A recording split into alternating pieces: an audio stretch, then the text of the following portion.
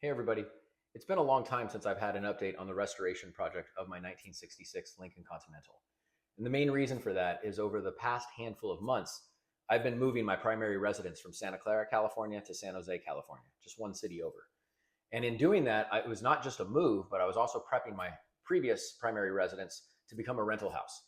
And so I was managing two houses, two garages, two different cars and two different garages. And now everything will be here in one location in San Jose. And now that I have a roommate, as I'm moving in with my girlfriend, the 66 is going to have a roommate as I'm bringing in my 2015 Jeep Wrangler. It's my dedicated off-road rig, fully built, sitting on 37s, and that will now be sitting right next to the 66. Now, I did plan ahead. I had previously purchased the Daytona version of Gojacks, the wheel dollies, to be able to easily move the car from side to side. There's one big catch. Those wheel dollies assume one major thing. Wheels are on the car. My car does not have the wheels on it, as I haven't been able to work on it these past few months to be able to get the rear suspension back in to make it a roller. And so I had to get creative with ways to be able to move this thing sideways and get it over to the side of the garage without the wheels on. And so at first I was looking at different things. Like there are body carts. You see this at a lot of body shops or restoration shops. However, those are just meant for the actual shell and frame of the car. It only handles maybe 1 to 2,000, maybe 2,500 pounds. This weighs a lot more. And I then found, I think what was called like a Mighty Champ cart. And it was going to cost about $1,000 for the cart for the front and another $1,000 for the cart for the back. And I just thought that was going to be way too much money for something that was only going to be used sparingly. Again, once this thing rolls again, I can easily use those Daytona dollies. Well, come to find out, Daytona actually makes what's called pinch weld dollies. It actually goes up against the pinch welds underneath the car, and it allows you to move a car that does or does not have wheels on it to be able to fully rotate it and move it left to right. So the purpose of this video is to now put together those pinch weld dollies from Daytona, and we're then going to place them underneath this car, and we're going to move this car over so I can then back the Jeep into the garage. So let's get started on that project now. All right, and this is what we purchased. So this is the first of two boxes of the pinch weld vehicle dollies. Each box comes with one pair of dollies. Each dolly can hold up to 1,800 pounds, so 3,600 per pair, 7,200 for all four.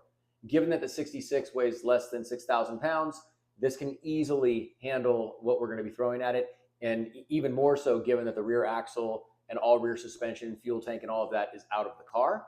So now what we're going to do is put all four of these together. We're then going to put them underneath the car and then move the car over to the side to allow the Jeep to come in. So the first thing we're going to do is put these together, both sets. And here's the contents of the box. As you can see, we have the base here. We have the three locking caster wheels. We have the saddle that's going to actually go up against the pinch welds and all of the hardware. All right, we now have everything laid out, including the tools that we need for this. I have both a 16 and 17 millimeter open end wrench, as well as a 16 and 17 millimeter socket and socket wrench. So the base is now ready to have the caster wheels put on. The lock pin will be on the top. You'll also see the label on the base up top. You do not want to have it the other way around. That is incorrect. And we can now put the caster wheels on.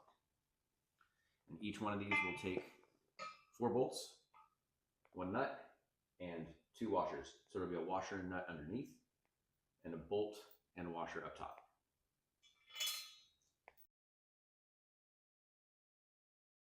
With all 12 bolts in, we can now put on the saddle.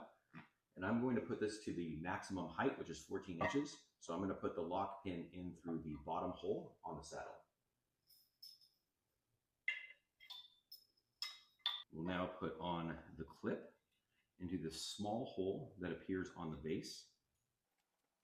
Now we'll put on the other side of the saddle, which there's 4 sides, of course, and 2 of them have the rubber. So there's going to be rubber on the top that's going to go up against the bottom of the car, and one on the side that's going to go up against the pinch weld. So you do not want to have it accidentally 180 degrees off, so you have the metal powder coated side on the inside. You want that on the outside. Then you just put in the 2 supplied bolts and the nuts.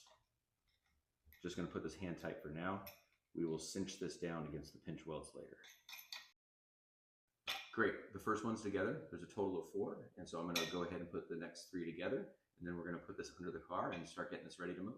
All 4 dollies are now set up underneath the car. And you'll notice that the way I have the base set up is that 2 pieces of the base face towards the back and towards the front of the car, with the one side of the base facing in towards the next dolly. And so the next step is to actually lower the car down onto the dollies. And I'm first going to show you exactly where the pinch welds are and where we're going to secure this, as I did have a few people ask me what a pinch weld was. And so I'm going to go into that part now. We're now approaching underneath the car from the driver's side rear fender well. And as you can see, as we get underneath the car, you'll see this reinforced metal right here. This is the pinch weld. So this pinch weld will go in between these saddles. And once we lower the car onto the dolly, we will then cinch the saddles up against the pinch weld. And we're going to do that on all 4 corners. So I will show this as I lower the car onto one and pull one of these up together. So we're going to get started on that now. All right. Both rear dollies are set, and I'm going to now start lowering the jack to get the car onto both of these dollies in the rear. With the rear of the car now fully on both dollies, we're now going to lower the front onto both front dollies. All right, the car is now sitting on all 4 dollies. All jack stands have been removed out from underneath the car. And so the next step is to cinch down this nut and bolt so that it brings the saddle and presses it up right against the pinch weld. And we're going to do that on all 4 corners now using the 17 millimeter socket and socket wrench and the 17 millimeter open end wrench.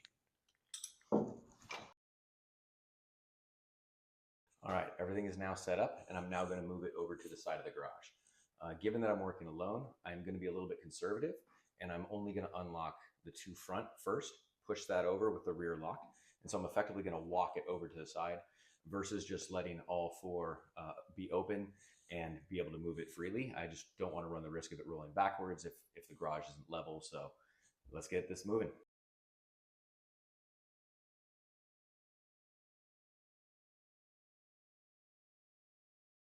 And there she is. She's all set up on the right side of the garage.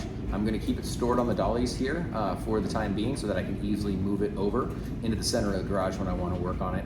And of course, I will be putting it on jack stands. These are not intended to work as jack stands. You cannot work under the car with the dollies. It's just meant for moving and transport. It's now time to bring the Jeep and put it on this side of the garage. One quick update though.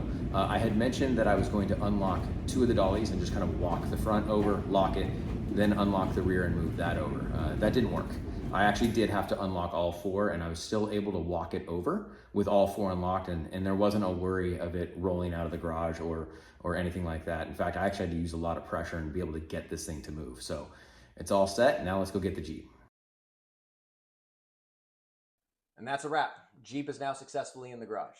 Now, the next time I need to work on the 66, I will have to do the reverse order of what you saw in this video, which means I'm going to have to pull the Jeep out. And since I'm keeping the 66 on the pinch weld dollies, I'll unlock the casters, move it over to the center of the garage. I will then put it on jack stand so I can work on it for the day. Again, reminder, as I said earlier, these are not meant to be treated as jack stands, and it's not advised to work on them while it's on the dolly. So I'll put it up on jack stands. And then at the end of the day, when I'm all done wrenching, I will then do everything that you just saw in this video, push the 66 over to the side, and bring the Jeep back into the garage. So stay tuned for more content on the restoration project of my 1966 Lincoln Continental. And the next video will actually be wrenching, not just moving the car around the garage. Thanks, guys.